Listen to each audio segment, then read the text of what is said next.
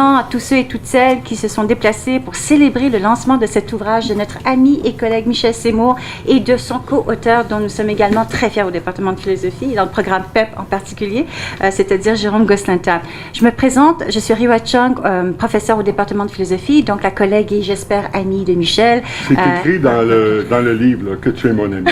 Dans la dédicace, que je viens d'écrire. Je vais le laminer, merci. Et donc, alors, ça me fait, c'est un grand plaisir pour moi de pouvoir animer, en fait, la conversation que nous allons donc avoir avec les deux co-auteurs. Et on va peut-être consacrer à peu près une quarantaine de minutes à leur poser, si vous me permettez, je vais poser des questions aux deux co-auteurs. Et au gré de cette conversation, je crois qu'on aura une meilleure idée donc des objectifs de cet ouvrage qui sera bientôt donc à lire chacun chez soi dans son intimité. Et vous allez constater très rapidement que la sortie de ce livre coïncide, comment dire, d'une telle pertinence actuelle que je suis convaincue que donc cette conversation va susciter encore plus l'intérêt que nous aurons à lire cet ouvrage. Et ensuite, on réservera quand même à peu près une vingtaine de minutes pour pouvoir faciliter une conversation avec le public, car je vois et je reconnais des visages de sommité, d'intellectuels et de concitoyens remarquables, etc., dans le public qui auront donc le loisir aussi de pouvoir poser des questions à nos deux co-auteurs. Alors, sur ce, je vais donc commencer par vous présenter les deux co-auteurs et je commence par le plus jeune. Il s'agit de Jérôme Gosselin-Table qui est encore doctorant. C'est vraiment c'est un jeune chercheur extrêmement précoce et virtuose et donc et qui a complété son mémoire de maîtrise sous la direction de Michel Seymour et qui présentement entreprend une thèse de doctorat à l'Université d'Ottawa sous la direction d'un de nos collègues et amis, David Robichaud. Et sa thèse justement approfondit la recherche déjà entamée dans le cadre de cet ouvrage sur l'influence ou la contribution ambrosienne pour essayer de penser une voie médiane entre le modèle canadien multiculturaliste et le modèle français séculier du républicanisme pour penser les enjeux de pluralisme qui sont discutés dans le cadre de cet ouvrage. Il est également détenteur de la bourse CRSH Joseph Armand Bombardier et ce n'est pas sa première publication en plus, mais c'est sa première, je pense, monographie et donc qui va inaugurer, je suis certaine, une œuvre prolifique et plusieurs autres monographies à venir. Et donc également, je vais vous présenter brièvement Michel Seymour, qui se passe de longues présentations parce que tout le monde le connaît. C'est un intellectuel public de grande qualité qu'on a la chance de pouvoir, entendre souvent dans le contexte de débats publics. Alors, vous savez qu'il est professeur de philosophie au département de l'Université de Montréal. Il est surtout donc l'auteur de 10 monographies. Celui-ci est le 10e. Il en a écrit plusieurs depuis 92 jusqu'à aujourd'hui. Je vais simplement citer l'ouvrage publié en 2008 de la tolérance à la reconnaissance qui s'était mérité au passage le prix du livre de l'Association canadienne de philosophie. Et donc, sans plus tarder, en fait, je vais vous poser des questions peut-être l'un après l'autre. Je vais commencer par poser une question à Michel.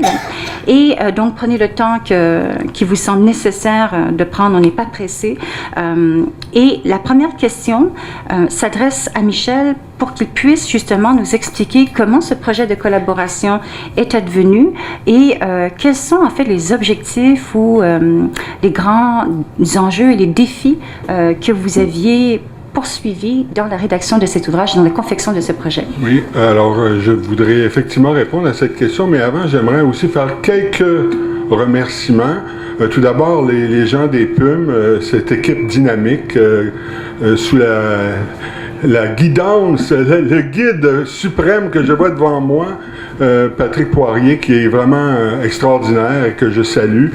Sylvie Brousseau, qui a conçu la maquette, et toute l'équipe des PUM, tout d'abord. Donc, je dois remercier aussi le programme d'aide à l'édition savante, qui a aidé au financement du projet, ainsi que le groupe le Centre de recherche sur la diversité et la démocratie, le CRIDAC, autant le groupe de l'UDM, dirigé par Martin Papillon, que le groupe logé à la maison mère du CRIDAC, à l'UQAM, dirigé à l'époque par Alain Gagnon, qui est ici, et maintenant par Dominique Lédet. Alors, je veux les saluer.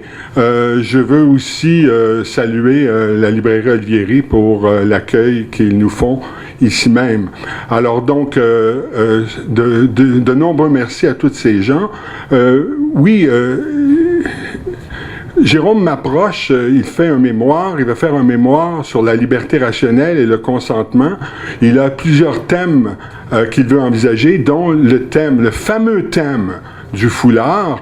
Alors je lui dis, concentre-toi seulement là-dessus, c'est suffisamment ambitieux, et il me livre un mémoire absolument formidable où il fait une longue histoire décrivant comment les choses se sont développées dans la laïcité en France et comment ça s'est développé au Canada. Et là je lui dis, il faut qu'on écrive ensemble, toi et moi, quelque chose. C'est la première fois de ma carrière que je propose à quelqu'un de faire un ouvrage comme ça. Les philosophes sont narcissiques, individualistes, et pour sortir de leur bulle, il leur en faut beaucoup.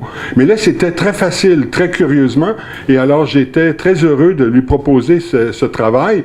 Et tout naturellement, nous nous sommes partagés les chapitres. On peut dire en gros qu'il est l'auteur principal du chapitre 1, du chapitre 2 et du chapitre 4, alors que moi, je suis l'auteur principal du chapitre 3, 5 et 6. Mais nous sommes intervenus tous les deux sur les chapitres de l'autre, de telle sorte que si je ne vous avais pas dit ce que je viens de vous dire, vous ne seriez peut-être pas en mesure de départager par le style, si ce n'est que parfois par l'éthique de l'un et de l'autre, l'éthique d'écriture, la différence entre nous deux. Nous sommes vraiment parvenus, je pense, à une belle symbiose en tant qu'auteur, et voilà que... Ah oui, dans les remerciements, j'oubliais quelque chose d'important, et au moment où je dis, voilà le résultat, ce résultat ne serait pas là, n'eût été de deux excellentes évaluations qui ont été faites par des évaluateurs anonymes qui nous ont vraiment aidés grandement et qui ont fait que l'ouvrage est passé de là à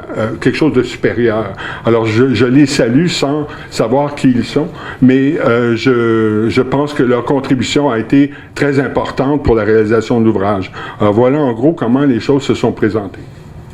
Je ne sais pas si c'est à Michel ou à Jérôme que je dois poser cette question, mais pour nous permettre de mieux comprendre aussi quelle est la mission de cet ouvrage, quels étaient les enjeux, les préoccupations, les défis qui ont suscité le propos de ce livre, et en quoi consisterait, si on pouvait résumer, le propos que vous souhaiteriez que les gens puissent retenir de votre contribution.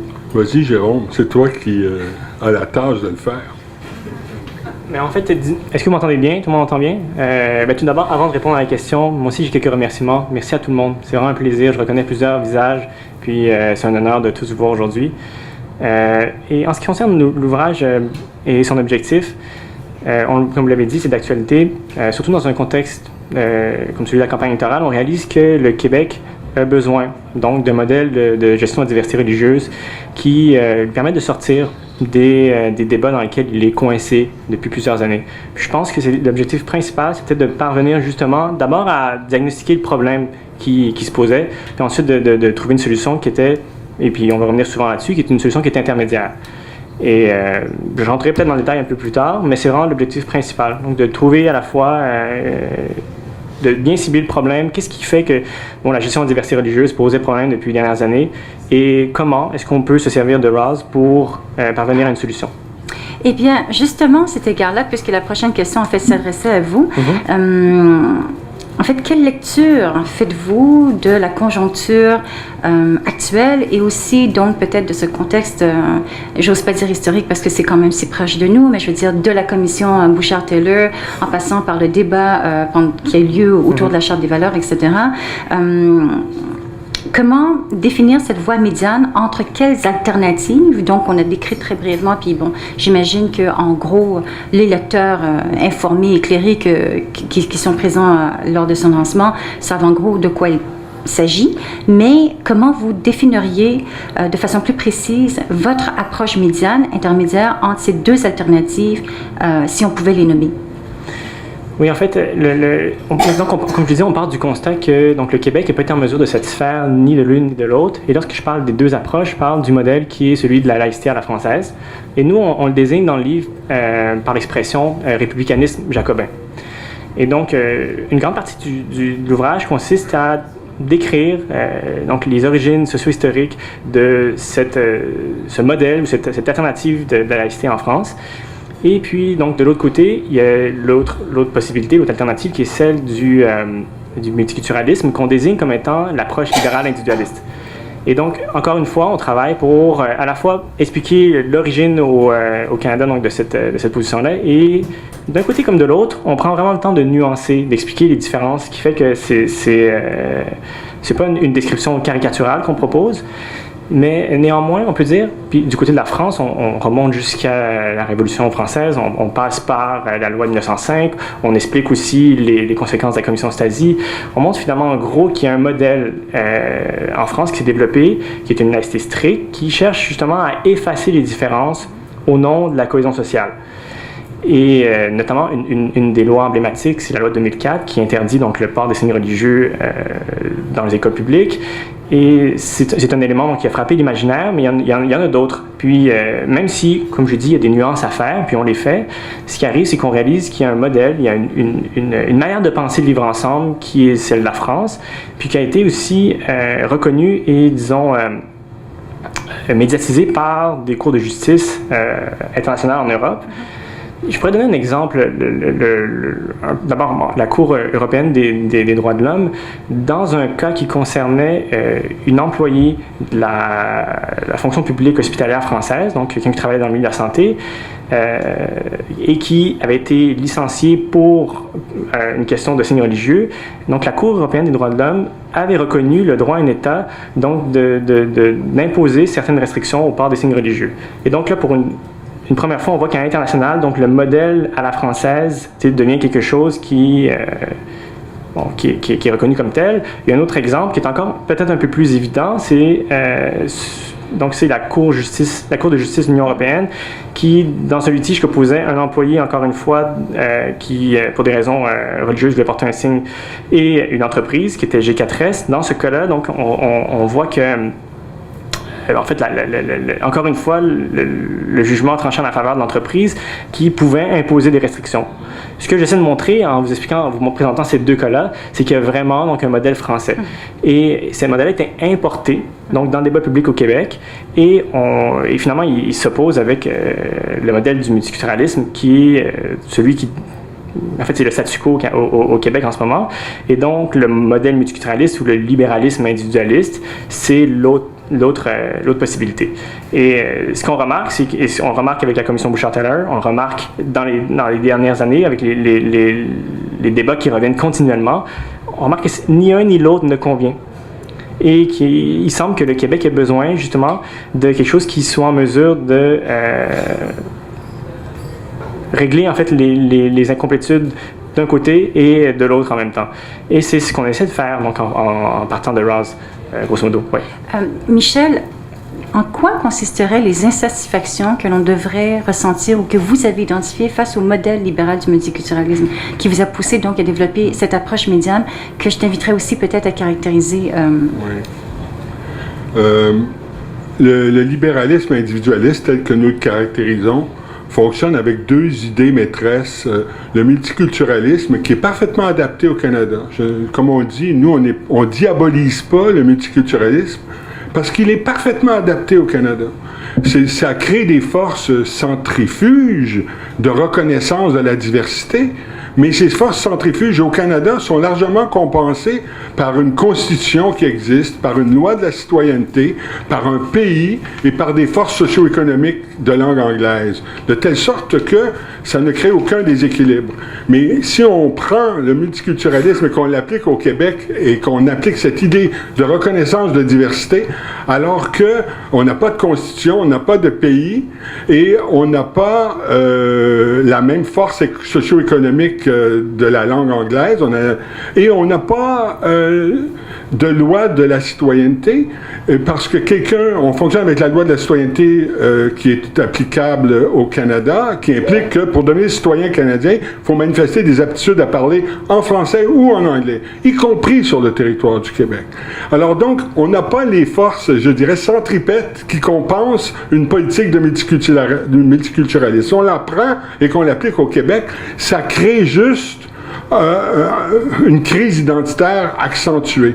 Alors, en lieu et place, ce qu'on propose comme principe interprétatif général, qui aurait une dimension collective et pas simplement individuelle, hein, l'article 27 du multiculturalisme est enchâssé dans la Charte des droits et libertés canadiennes, qui est une charte de droits individuels. Donc, le multiculturalisme s'interprète en termes individuels.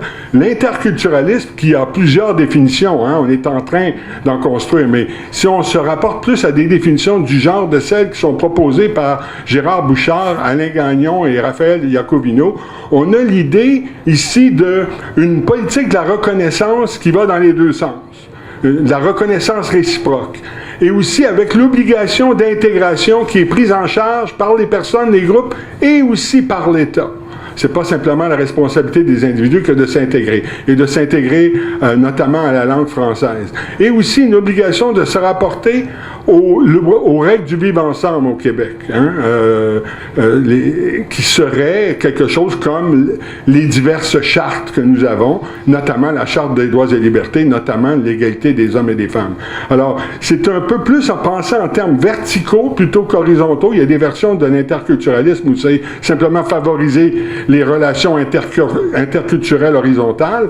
Là, ici, c'est un interculturalisme qui est plus vertical, qui impose des reconnaissances réciproques et des devoirs d'intégration. Alors ça, c'est par rapport à l'approche multiculturelle au Canada. Pour ce qui est de l'approche qualifiée d'individualiste, eh bien, nous sommes pris avec une charte des droits et libertés que nous avons adoptée à l'unanimité à l'Assemblée nationale, mais qui est strictement individualiste. Et elle est la seule charte à avoir le statut de primauté par rapport aux autres lois.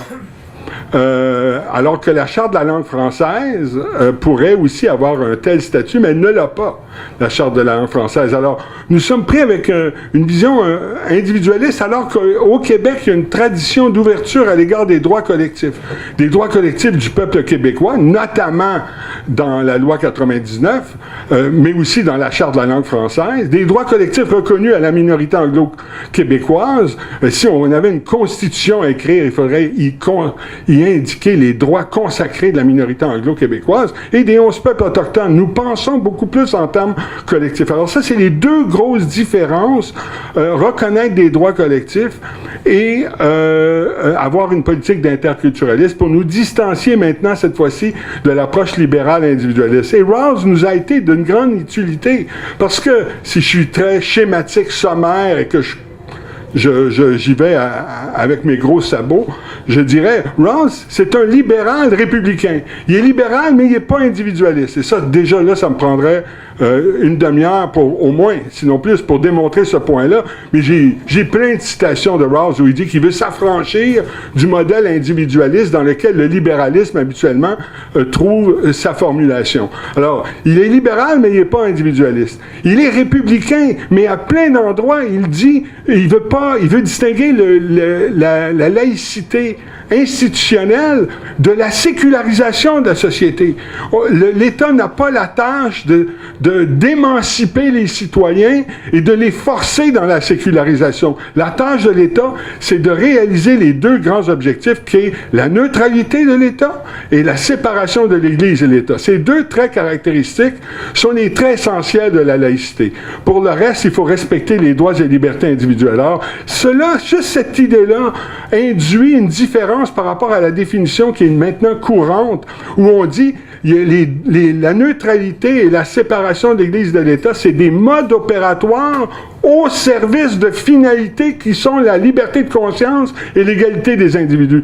Cette définition classique maintenant de la laïcité, qui est partagée presque par tout le monde, est individualiste dans son esprit, parce qu'il y a les finalités qui sont le respect des individus. Alors que ce qu'on essaie de faire valoir, c'est que la laïcité, elle est institutionnelle, elle implique la neutralité de l'État et la séparation de l'Église et de l'État, et ces règles institutionnelles contraignent et sont contraintes par les libertés individuelles.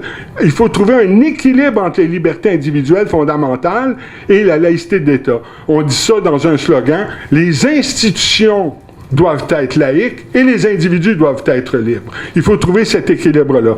Mais c'est déjà une originalité parce qu'on définit la laïcité à l'encontre de l'opinion courante qui soumet tous les principes institutionnels aux droits individuels. Nous vivons à une époque où l'individualisme en philosophie politique, c'est une loi sacrée qui est très difficile à critiquer.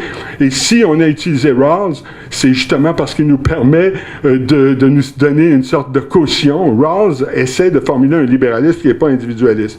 Il est ouvert aux droits individuels. On ne voit que ça dans Théorie de la justice et dans Libéralisme politique. Mais il est l'auteur d'un ouvrage qui, en anglais, s'intitule « The Law of Peoples », où les peuples apparaissent comme des agents moraux, des sources de réclamation morale valide et des sujets de droit collectif. Et alors donc, Rawls est tellement important que Rawls y a consacré une deuxième position originelle, c'est-à-dire la méthode du voile d'ignorance qu'il appliquait au niveau des individus à l'intérieur d'une société est appliquée au peuple dans la société des peuples. Alors donc, c'est très important pour lui, les peuples, et la plupart des auteurs ignorent complètement The Law of Peoples à tort. On oublie l'ouverture de Rawls à l'égard des droits collectifs. Et en plus, la série sur le Sunday, je m'arrête là après parce que je suis en train de faire une conférence. Rawls part de son idée qu'il a fonctionné jusqu'à présent avec une conception individualiste de la personne. Mais il a été critiqué par les auteurs communautariens qui, eux, pensent que leur identité est définie non pas comme étant antérieure à leur croyance, finalité, valeur et projet.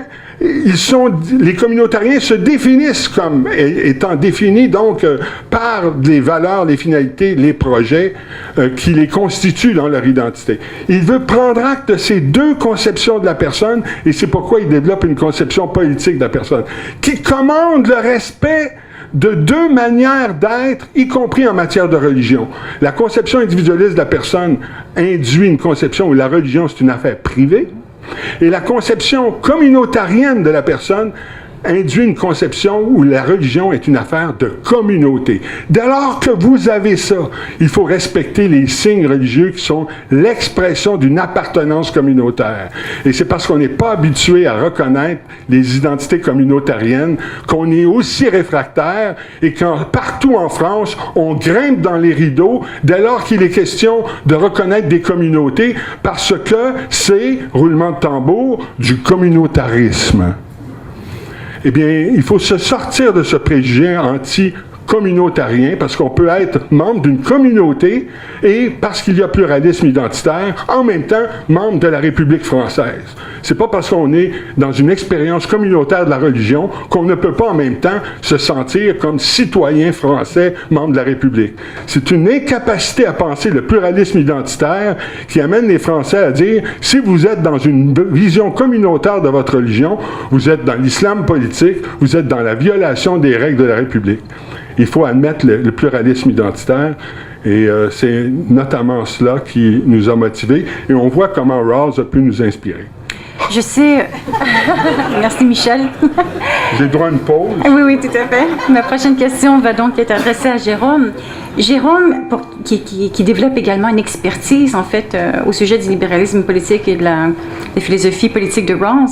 Je ne sais pas s'il y avait d'autres éléments tirés de la conception de la philosophie politique de Rawls ou de son libéralisme politique sur lequel tu souhaiterais mettre de l'emphase, mais autour peut-être de la question suivante, comment est-ce possible donc de concilier une identité communautaire, comme Michel vient tout juste de l'écrire, avec la possibilité donc d'exercer une liberté rationnelle et le consentement entendu vraiment au sens de agentivité individuelle? C'est vraiment une question intéressante. Ça me permet en même temps de revenir sur des éléments que M. Seymour a évoqués. L'idée, c'est que, donc, vous voyez, la perspective rawlsienne implique qu'on ait une forme de neutralité métaphysique. Donc, on reconnaisse les deux conceptions de l'individu. Donc, une conception qui serait individualiste, une conception qui serait communautarienne. Juste pour revenir là-dessus, si on prend le modèle individualiste, on a donc une combinaison très fixe, très claire de préférences qu'on cherche à maximiser lorsqu'on se prévaut de notre liberté rationnelle, grosso modo. Tandis que dans le modèle communautarien, c'est un peu différent. Donc, on le dit, l'identité morale et, par extension, l'identité communautaire détermine notre identité personnelle. Et donc, dans cette perspective-là, les préférences, les aspirations, les buts qu'on poursuit sont en partie déterminés par notre appartenance communautaire. Et c'est là qu'il y a un problème, et c'est pour ça que vous évoquez la question, je pense, de la liberté rationnelle, c'est qu'on peut facilement, ou on pourrait se dire, OK, donc si tes aspirations, tes goûts sont fixés par ton appartenance communautaire, dans quelle mesure est-ce que tu peux exercer une forme de liberté rationnelle lorsque tu fais des choix ou que tu accordes ton consentement à quelque chose, comme par exemple le port d'un signe religieux? Et c'est en effet une question qui méritait d'être traitée en profondeur, et on le fait dans le livre. Et bon, en fait, en gros, ce qu'il faut comprendre, c'est que cet argument-là, le problème de la liberté rationnelle, est souvent utilisé dans le débat public. Et notamment, on entend souvent des arguments qui mettent de l'avant l'idée selon laquelle on pourrait avoir un consentement illusoire ou factice lorsqu'on décide de porter un signe religieux. Et c'est problématique parce que ça justifie ensuite une conception émancipatoire de la laïcité. Et donc, c'était très important de trouver une manière de concilier la conception communautarienne de l'identité avec la liberté rationnelle. Et comment on le fait? C'est avec une forme un dispositif qui est en fait inspiré de celui que Charles Taylor a développé, qui est l'évaluation de second ordre. Ce qu'il faut savoir, c'est qu'un individu qui a une appartenance communautaire quelconque et donc qui a une identité personnelle qui est déterminée par cette appartenance-là, peut quand même se livrer à un examen de second ordre, c'est-à-dire donc avoir un regard critique sur sa propre identité et sur l'ensemble des identités possibles dans une société qui est diversifiée. Vous comprenez? Donc on est en mesure, même si nos aspirations sont fixées par notre communauté, d'avoir un regard critique là-dessus et de voir l'ensemble des possibilités qui s'offrent à nous. Et dans cette perspective-là, à partir du moment où on souscrit à une certaine identité communautaire, on le fait après avoir fait l'exercice de la liberté rationnelle. Et dans cette optique-là, c'est absolument pas incompatible. On est en mesure, en travaillant avec Rawls, d'aménager ces deux conceptions de l'identité-là sans pour autant prêter flanc à des critiques qui voudraient mettre de l'avant plutôt une conception émancipatoire de la laïcité. Et c'est un élément qui est assez important. Donc, en ayant travaillé sur le consentement, c'est quelque chose qui apparaissait central, finalement. C'est vraiment très intéressant. Ça soulève aussi une mine de nombreuses questions philosophiques, mais étant donné que le temps s'écoule, on va se limiter à une dernière question avant de passer le micro au public. Et ma dernière question sera destinée à Michel, mais évidemment, sur laquelle Jérôme pourra rebondir. Alors, évidemment, donc, la question qui tue, ou enfin celle qui nous tient en suspens dans le contexte politique actuel ici au Québec, mais donc en quoi consisterait une charte de la laïcité, selon les propositions défendues dans votre livre? On s'est avancé là-dessus en conclusion. Pour donner des orientations générales, tout d'abord, on trouverait dans cette charte de la laïcité, il faut dire, on a besoin d'une charte de laïcité. Si on ne définit pas la laïcité comme étant deux modes opératoires soumis aux finalités de la liberté de conscience et de l'égalité, on a besoin alors d'une charte de la laïcité. d'aucuns pourraient dire on n'en a pas besoin si on conçoit la laïcité institutionnelle au service de deux finalités que sont la liberté de conscience et l'égalité, parce que c'est déjà dans notre charte des droits et libertés ces deux finalités. On n'en aurait pas vraiment besoin. Mais on en a besoin parce qu'il y a une autonomie du champ institutionnel et qui mérite d'être pensée et réfléchie. Alors donc, quelle serait cette charte? Eh bien, il y aurait tout d'abord les deux principes. Le principe que l'État doit être neutre et le principe que l'État doit être séparé de l'influence de l'Église. Il doit y avoir une séparation nette. Le principe de séparation. Ça, c'est les deux premiers principes. Ensuite, il y aurait bien sûr une section sur les signes religieux. Donc, ce serait une section qui dirait, bien, la prestation de service doit se faire à visage découvert. Les clients qui ont affaire avec les fonctionnaires, ceux qui se présentent devant eux, peuvent porter des signes religieux, y compris même qui recouvriraient tout leur visage, mais le prestataire de service pourrait être en droit, pour des motifs liés à l'identification, à la communication ou à la sécurité, pourrait être en droit d'exiger que la personne s'identifie en enlevant son voile. Tout d'abord. Ensuite, une autre position qui est un peu une idée originale que nous avons, vu que l'État doit être laïque, les personnes qui incarnent symboliquement l'État doivent ne pas porter de signes religieux. Ça ne veut pas dire les policiers, les gardiens de prison, les avocats de la couronne portent des uniformes, ils ont les juges, ils ont un pouvoir coercitif et dans leurs actions ils posent des gestes au nom de l'État, mais ils sont quand même des employés de l'État. Donc ils doivent avoir une liberté individuelle. Donc nous sommes plutôt d'avis que à l'encontre des recommandations de Bouchard et Taylor, les policiers, les gardiens de prison, etc., peuvent porter des signes religieux. Mais les gens qui incarnent symboliquement l'État, et on pense ici à un président de République, on pense à un président d'Assemblée nationale, ou un président de Sénat, ou alors les juges de la Cour suprême, qui ont l'autorité suprême, qui doivent manifester le maximum de neutralité, et qui ont la décision finale, et qui, dans leurs gestes, incarnent symboliquement l'État. On pense que vu que l'État doit être laïque, ceux-ci devraient ne pas porter de signes religieux. Donc on restreint l'interdit seulement aux gens qui sont en position d'autorité suprême. Après cette section sur les signes religieux, il y aurait les choses qui doivent disparaître.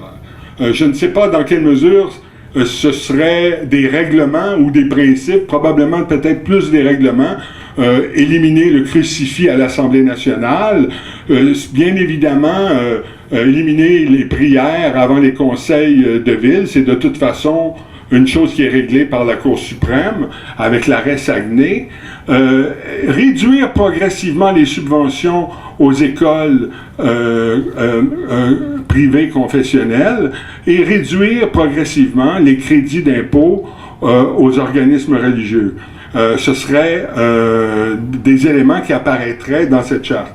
Et aussi, on pourrait dire dans une autre section qu'il y aurait matière à apprendre ce qui est déjà un service existant à la Commission des droits de la personne, créer une commission chargée d'informer les gens et de fournir des renseignements à la population au sujet des accommodements. Les choses se décident très souvent au cas par cas. Eh bien, la commission serait là pour donner des avis éclairants auprès de ceux qui voudraient être informés. Avoir une telle commission me semblerait opportun. Et aussi un observatoire chargé de recueillir pendant un certain temps, on ne sait pas si c'est à long terme, mais on voudrait en faire la création d'un observatoire chargé de recenser les cas d'islamophobie et les cas de radicalisation. Et tous ces principes-là, à la lumière d'un principe interprétatif qui devrait apparaître dans une constitution interne du Québec, un principe interprétatif d'interculturalisme.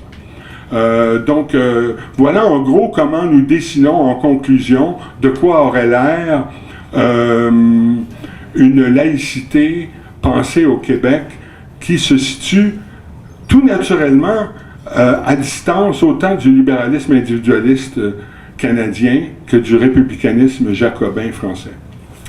Merci beaucoup. Je ne sais pas si, Jérôme, tu voudrais rajouter certains commentaires de... Non, c'est parfait.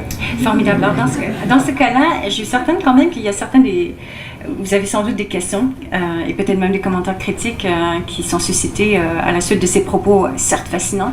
Et donc, je vous inviterai à ne pas hésiter à les poser. Donc, le dialogue est ouvert au public. Je crois... Je ne suis pas certaine, mais il y a peut-être un micro qui circule ou non? Oui, un micro va circuler. Et donc,